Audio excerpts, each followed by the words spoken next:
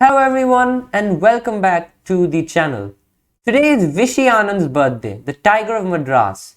If you haven't heard of him, you have been living under a rock for the last 20 or 25 years that he has been at the top of world chess. He is 5 times world chess champion and is without a doubt the greatest player that India has ever produced.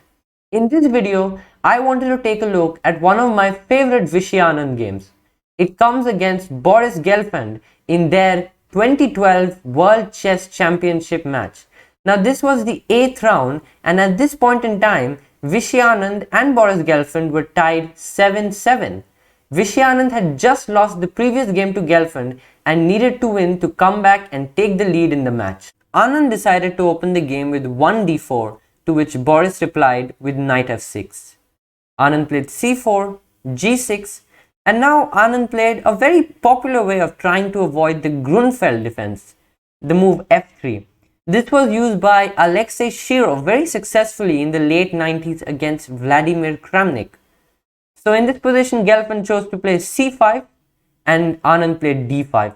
And this now takes the position into something which looks more like a Benoni, and it's going to get very sharp from here on.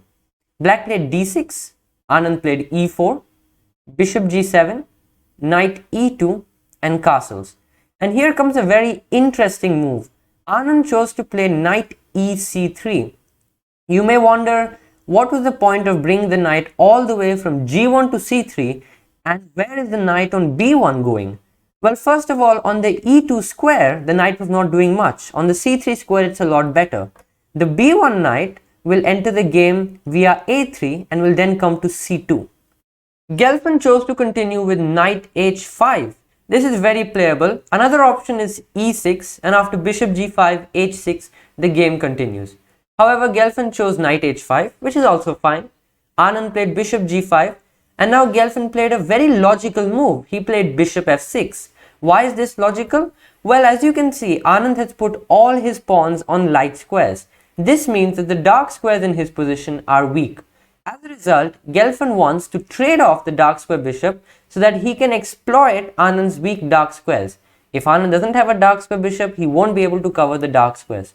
However, this comes at the cost of doubling his pawns, which also allows him to use this e-file. So everything is compensated for. Anand played queen d2. And this is the start of a very devilish trap. It's a really beautiful follow-up that you're going to see. Gelfand played f5. And Gelfand had to be very precise while playing this move, because he had to see that after ef5, bishop f5, Anand has the move g4.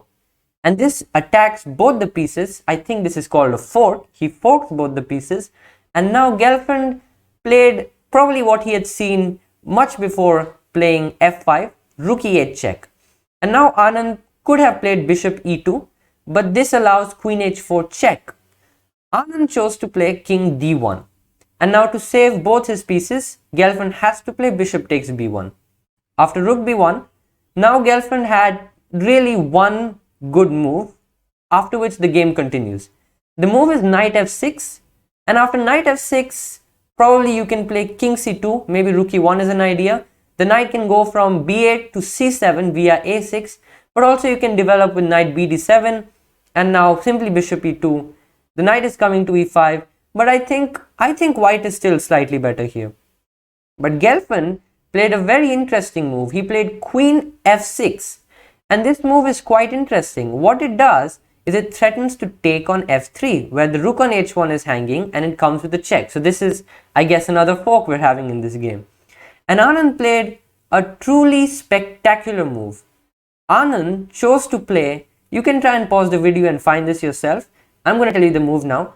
Anand chose to play g takes h5, not caring for queen f3, which Gelfand did choose to play, after which Anand moved his king and Gelfand took the rook. And now Gelfand must have been very happy. But one thing you have to note, this queen on h1 does not have any squares it can occupy for now. It doesn't have any squares except g1. So what does Anand do? He plays a brilliant move. He plays queen f2. And surprisingly, after queen f2, this queen on h1 is trapped. And there is absolutely nothing Gelfand can do to help himself. If he tried knight a6, Anand would play bishop d3, and after knight b4 check, king d2, knight takes d3, king d3, the queen is still trapped and is not going anywhere. If instead of knight a6, Gelfand tried knight c6, well then we take on c6, and yes, now your queen got out. However, after bishop g2, queen d7, we play knight d5, and we are threatening a family fork on your rook, queen, and with a check on the king. This would have been simply resignable. So, Gelfand decided to resign after just 17 moves. This is the shortest decisive game in any World Chess Championship match, and it consisted of a brilliant piece of chess by Vishy Anand, including the sacrifice of material. Before I end the video, I would like to wish Vishy Anand a very happy birthday. It is mainly due to him that today India is one of the biggest chess powerhouses in the world. If you did like the video, don't forget to like, share and subscribe, and I will see you soon for more chess.